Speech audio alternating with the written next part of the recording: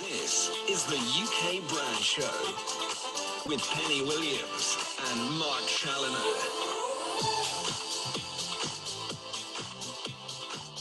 Good morning, good afternoon, good evening, wherever you are in the world, and good morning, Penny. Good morning, Mark, and welcome everyone to the UK Brand Show. Indeed. How are you? Yeah, very good. Very optimistic, having had a little bit more activity at the weekend. You know, as we start. Did you venture out? No, I didn't. I don't think I'll ever be going to a pub for a very long time, but I did go to a friend's house, and we sat in the garden. There was 6 of us, and it was really, really nice to be out. Yeah. Doing Good. Something different, and you know, just enjoying people's company. We were all very, very careful and mindful, but yeah, it was a good weekend. It's a difficult one, isn't it, really? Because I booked to go to a local restaurant, Canary Wharf here, and something inside just said, don't know, first night, and there's a sort of rooftop sky bar club effect on top, which was going to be open as well. And I thought, you know, it's going to be rammed of probably idiots who want to just get drunk and be leery and whatever. And I thought, I don't know, the restaurant below. So I cancelled it, but took a walk out and just walked past it earlier in the evening just to see what. But actually, it was okay. It was quite full, but it was all very civilized. And apart from, I mean, again, I think, you know, sometimes, you know, the news channels can be guilty of looking for the bad stories. And there were some stories of, you know, especially in Soho in central London, where people weren't socially distancing or whatever. But the majority of people seemed to have been well behaved and, you know, respected the rules. And I remember seeing that on the news of the weekend that the ambulance crew in Birmingham saying, well, we staffed up massively, but we didn't need to. It was quite quiet. And so, yeah, we should concentrate on the good stories sometimes, not just the bad. Yeah, well, I think the media has been quite guilty of that. From a personal view, I think TV news especially. Yeah, we've been fed an awful lot of very negative, stressful. You know, it's no wonder that there are some people that are very anxious and aren't planning to go out, and then others who just feel that this is all a bit of nonsense and we need to sort of get back to normal life. I think I sit somewhere in between, really, where I plan to continue to be careful, but similarly, I wouldn't say I'm anxious at all. I'm just trying to be careful, as much for everyone else around me rather than myself. Yeah, that's fair enough. So we shall see as the weeks go on. Well, yes, I think the next phase. Unfortunately, I've had another few friends put into various redundancy positions. So I do think the next few weeks is going to be quite tough for a lot of businesses. Yeah, a condition of that coming out of lockdown now and the furlough scheme starts to wind down, etc. Yeah, and they're saying that the financial crisis that we could be facing will be worse than the one in 2008. But I think we're in unusual times, so who's going to... And I think there's an innovation out there. I do think there's some businesses that have developed and looked for those opportunities. There's so many people doing recession. So let's try and be positive and say we can do this. Let's try and be positive. Well, let's try and be real as well, or even, what's the word, predictive, in as much as what we said we'd do today is I attended a webinar recently from a guy I follow. He's a futurist called Gert Leonard. And he's a sort of futurist and a speaker and an author, and he specializes in the debate between humanity and technology. German guy living in Austria, and very, very influential guy. And I've taken a lot of the stuff he's used in the past as part of my sort of presentations and the like. So he gave a premiere, if you like, of his new presentation, which was all about 10 future foresights post-COVID, which I thought would be interesting for the show, because it talks about humanity and technology, and a lot of this is obviously connected to any business, big or small, going forward. And of course, this is futurist, and this is, you know, a view of one person, but, you know, a person who's highly respected in the business world. And I thought it was worth sharing with the listeners and viewers today. So shall I share my screen and show you the deck that I put together on the back of it? Righty-ho, let me do this then. I think we all need some crystal balls and future foresights. Yes, indeed we do. So can you... what we're going to do. Can you see my screen? I can. Excellent. So let me sort of just sort of set the scene. So he talks about you know, not, he said we can't really talk about what the future will be, but you know, we can, you know, we can sort of start to create a future as we go. So what's better, rather than just saying the future will be this, he's saying what observations can we make from the time we've just had during the pandemic and still are, and what observation can we make from that, and what strong foresights can we deliver on the back of that. And he's saying there's no such thing as back to normal.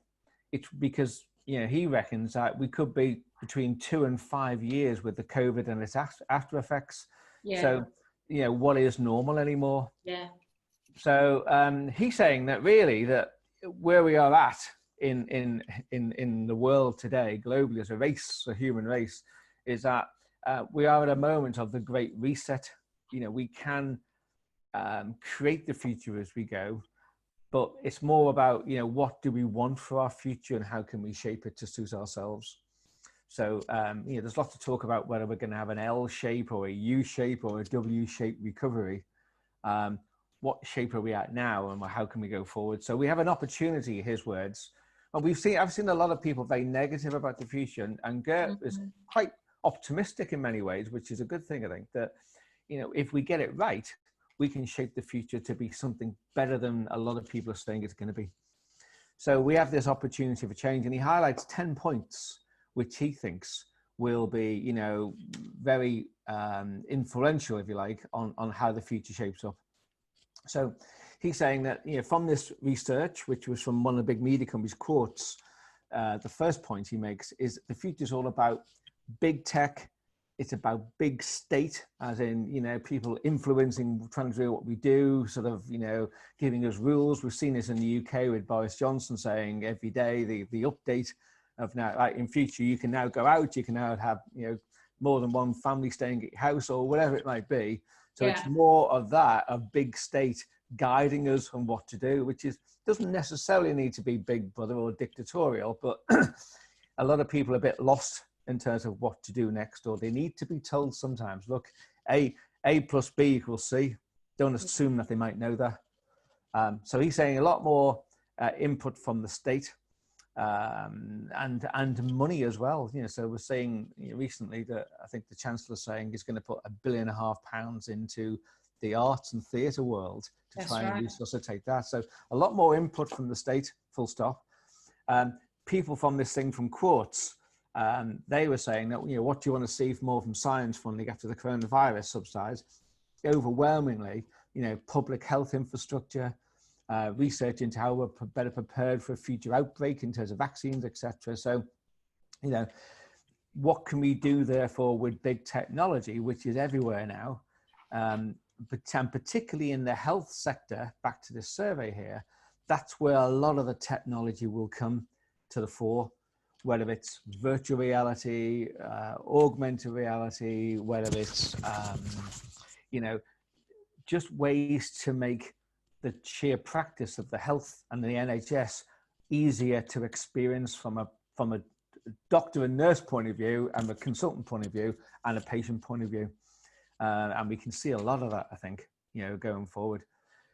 He was saying, no, the second one is really discovering our place in the world.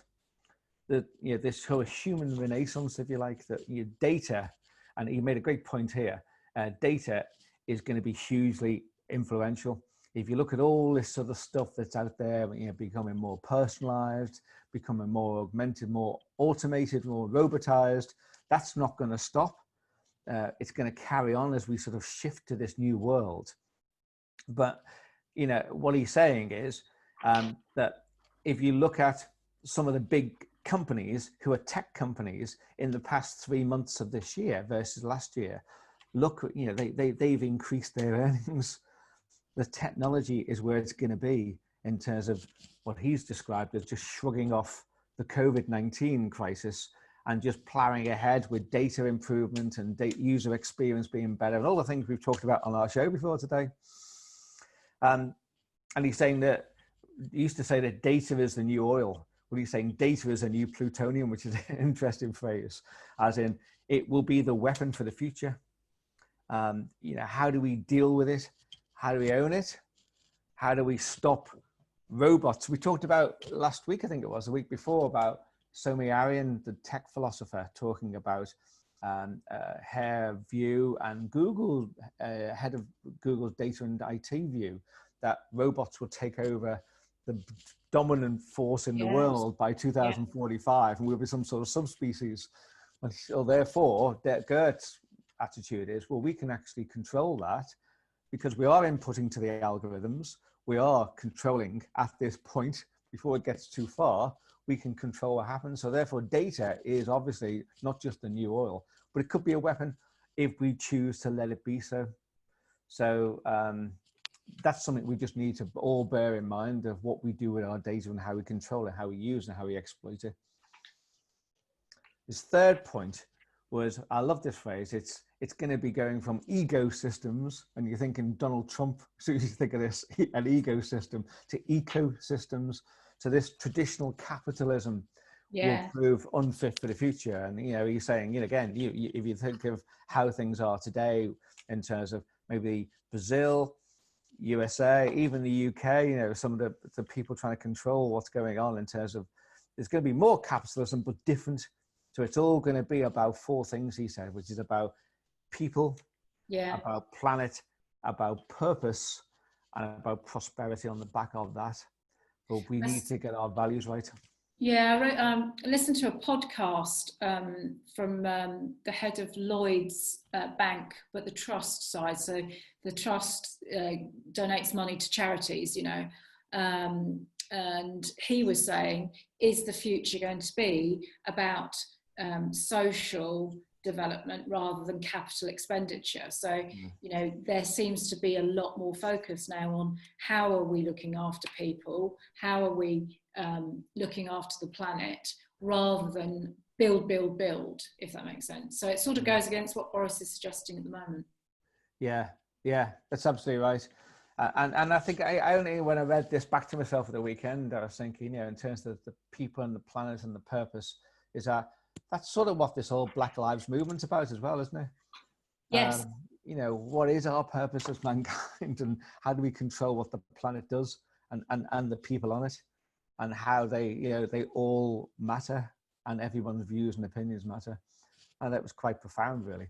Yeah. His fourth one was the United States of Europe is coming. Now, I'm not sure what that means for us as in terms of Brexit. But he was saying that because of this situation, there will be more collaboration. And it's all the things that you and I have talked about in the past, about media has to come together and collaborate. But because of politics and personalities, it's not really happened as well as it could do, because they've got in the way. But he's saying that from a country's point of view, it needs to happen, and it probably will happen. To be a lot more collaboration, and therefore a lot more solidarity between countries, and therefore a resurgence of the region. So that's obviously a subjective thing. He's saying a new USA might be coming too, in terms of getting its act together. But whether that means Donald Trump still being at the top of the tree or not is another matter. But we shall see. His fifth one. Female leaders leading the way. Which is how it's going, isn't it, really? I like this man. He's very sensible. Yeah, and I like the quote he does as well, is excuse me, empathy quotient versus intelligent quotient. The women have a lot more empathy and a lot more, not that guys don't have it, but women have a lot more of, if you're talking about this new future, which is all about looking at climate change, looking at, ethnic rising and all this sort of stuff, then females have more empathy generally in the world today than men do. Yeah, well, look at Jacinda, Prime Minister of New Zealand. And he used that as a good example. He actually did use that, She's strong, but her empathy, I think she's really embraced her country and helped them go through COVID. Yeah, he actually played a video of her actually talking. So you're absolutely right to mention that. Yeah, I'm a big fan.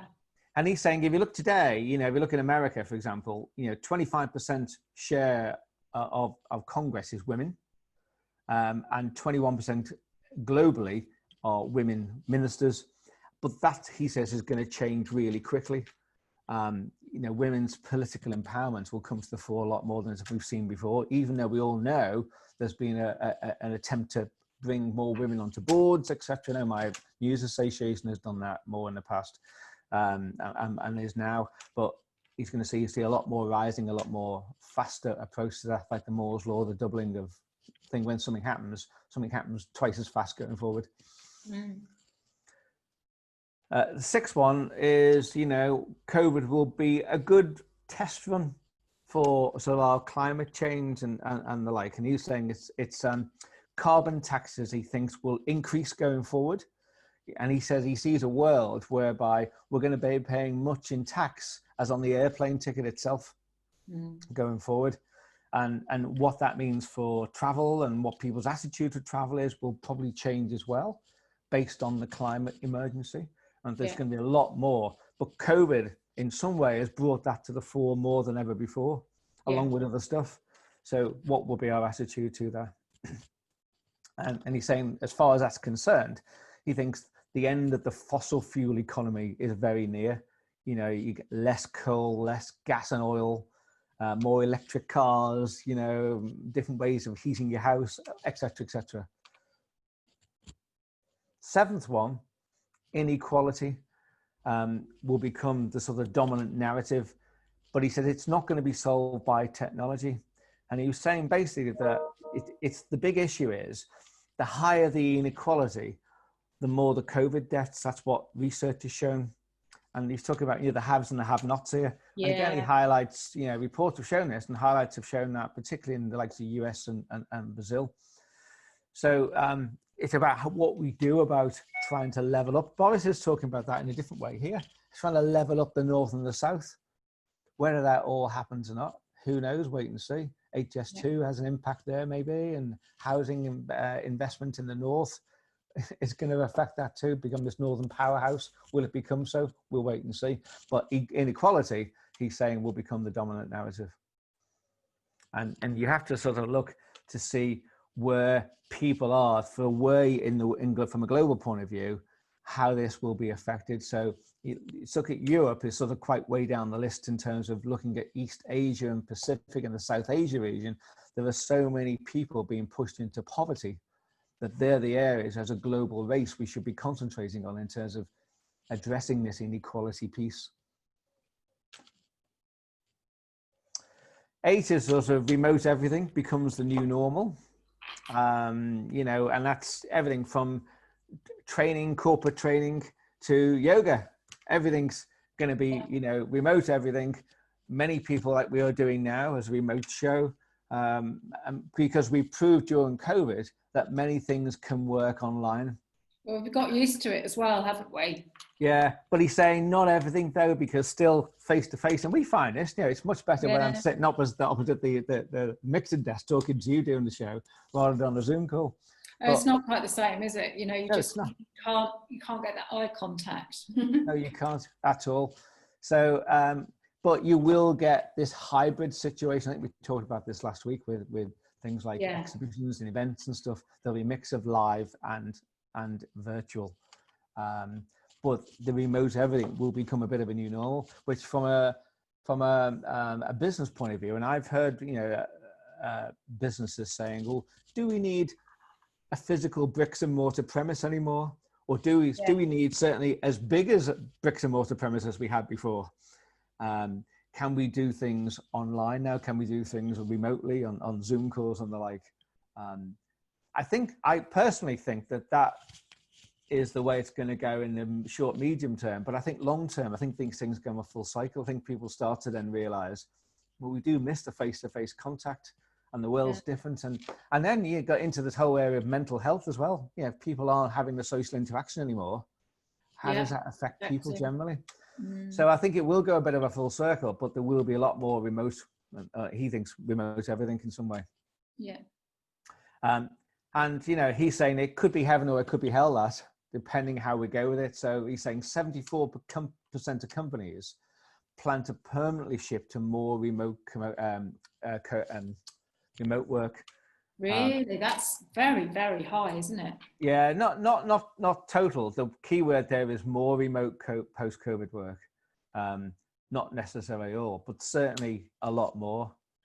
But it is a high figure, isn't it? That's right. And that's from, Gartner, a very respectable research company. Yeah. And that was only done in April this year.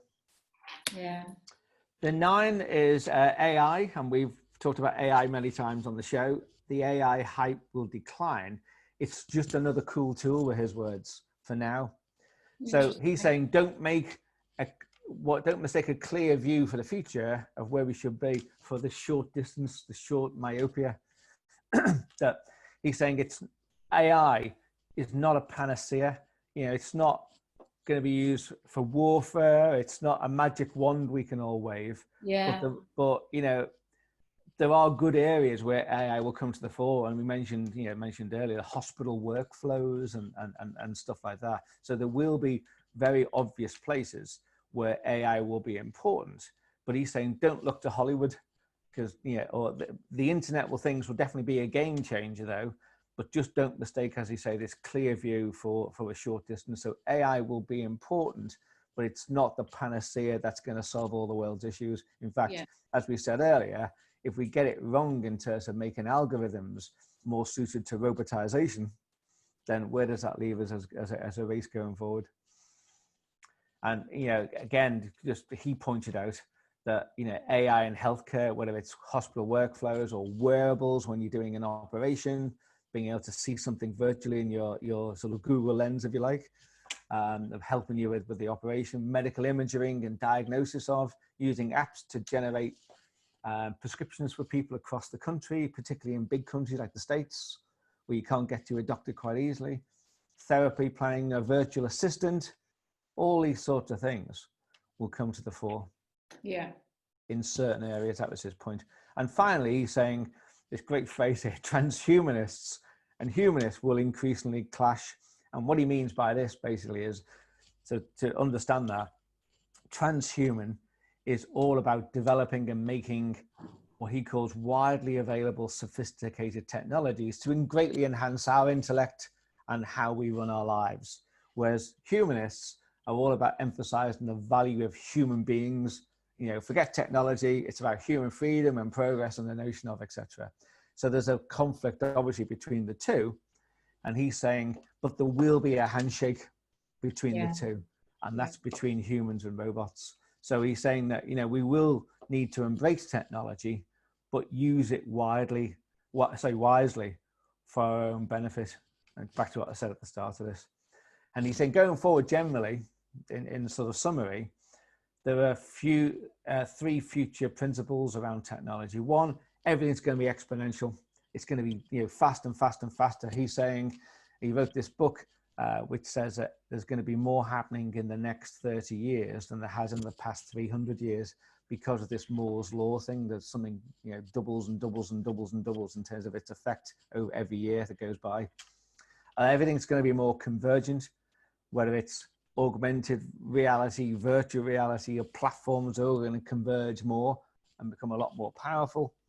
And what he calls is combinatorial, which is people, groups, and conditions that work together more safely is going to come together, and human principles. And speaking of human, on the other side of the coin, on the humanist side, three future principles, a lot more holistic, the whole, looking at the whole, how the whole can benefit from the sum of the parts from a human point of view, a lot more considering of other people, not just a self-fulfilling prophecy for yourself. What can you do to help groups and people who are wanting to help humanity and whatever. A good one of that one is plastic and our oceans, I guess. Second one, circular, taking what's being proved and then having this continuous process which keeps developing itself and getting better for itself in a circular motion. A lot more of that, and a lot more just human. More emotion, more conscience about what we do about things, climate change, for example, and what's going to benefit more the human race. I think it was quite an interesting thing, really. But he said, in summary, we have got this unique chance to reboot ourselves.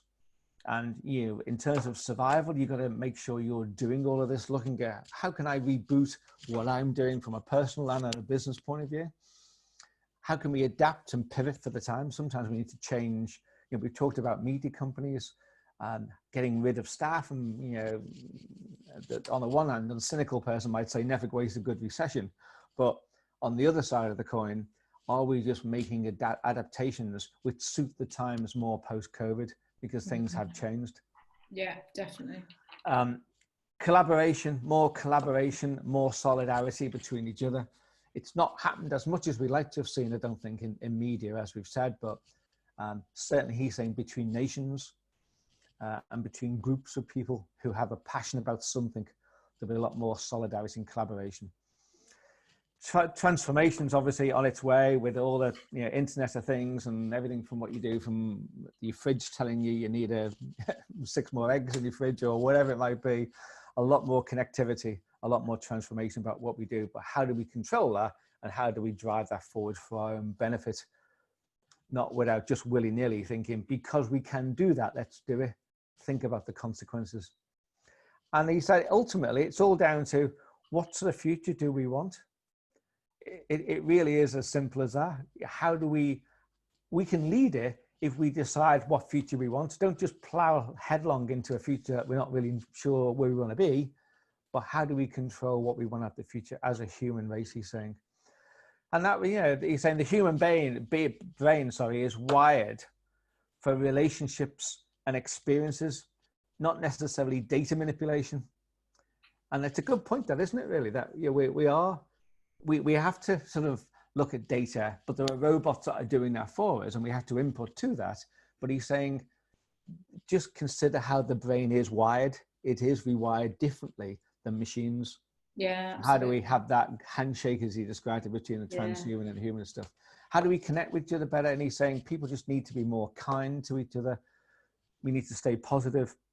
We need sometimes, and he said, I speak as a technologist, we need to disconnect from technology and go and have a walk in the park, have a slice of nature when you can. Definitely. Yeah, but ultimately he's saying the future's brighter than we think.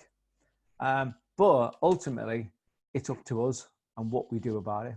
And that's the kicker, isn't it? You know, it's great to be positive and have that feeling that it's up to us, but is it, you know? Yeah. Is there enough collaboration? I don't feel there are enough people being kind at the moment.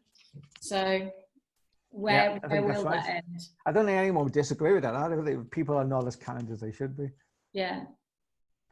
And just to end with, he had a Q&A at the end, and you can see in the top left-hand side there, guess who got the first question in? So it was interesting to know who was his thoughts about the future of news media. Yeah. Particularly the newspaper industry, where print is declining and of course monetization of digital is hard. And I managed to get a quick recording of his answer. So if everything works here, I'll be able to play what he said.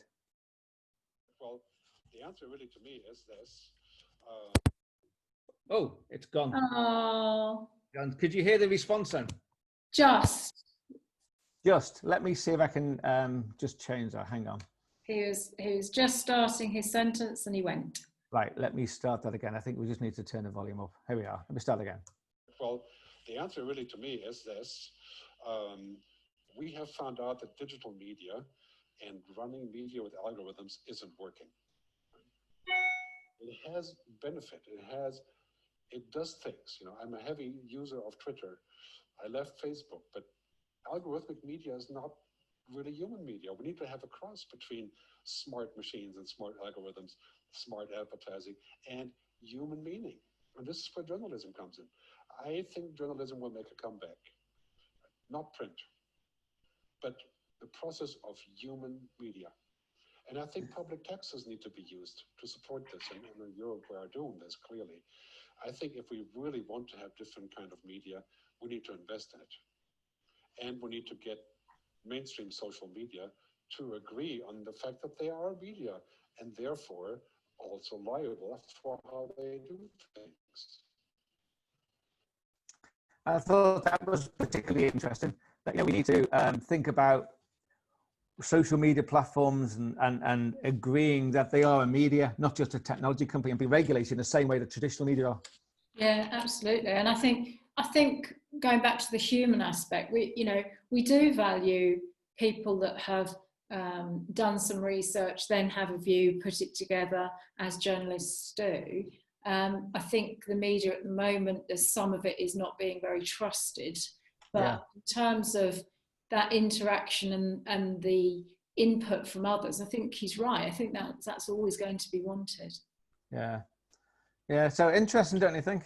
Very interesting. Yeah. Thank you, Mark. Thank you for sharing that with me and the listeners. Yes, indeed. So, so that's it for this week. Yeah, another good week ahead, hopefully. On the next show, Pen, what I thought we might do is, do you remember we talked maybe a couple of weeks ago now about, again, it was something I attended on a virtual scenario, which was, it was the Mobile Marketing Association's annual conference. And I've mentioned that my News Media Association, INMAR, have done its annual virtual conference, annual conference virtually recently. And it was really good. It went really well.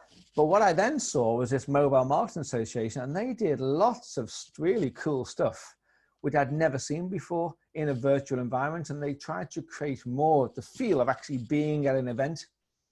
And there were lots of things they did and lots of tricks and stuff, which I thought, again, I've got a deck for that. And I thought maybe the next show we could share that with the listeners and viewers too. That would be excellent. And maybe in time we could do something similar ourselves. Have some. Yeah, I agree. And the stuff I think we can take from it, which we can talk about when we show everyone. Excellent. Can't wait, Mark. Okay. So let me just come out of my screen. There we are. Oh, I was going to mention to you that Gert has written a book. And if anyone wants to look further into what we were just talking about, it's simply called Technology versus Humanity. And you can get it on Amazon. And it's all about the coming clash between man and machine, technology versus humanity. And it's a really good book as well. And it talks about all I said about this sort of 300 years versus 30 years and the massive difference, etc. So, anyway, so there we go. All interesting stuff. Thank you. Yeah. So if anybody wants to comment on all of this, Pen, or wants to contact us, well, you can listen to some of our previous shows at the ukbrandshow.co.uk, but you can get in touch on Twitter at the UK Brand Show and on Facebook. We'd love to hear from you. We would indeed. So that's it for this week. We'll see you again very soon. See you very soon. And thanks for listening or watching, whichever platform you are on. Be safe, be kind. Indeed, be kind. Bye for now. Bye.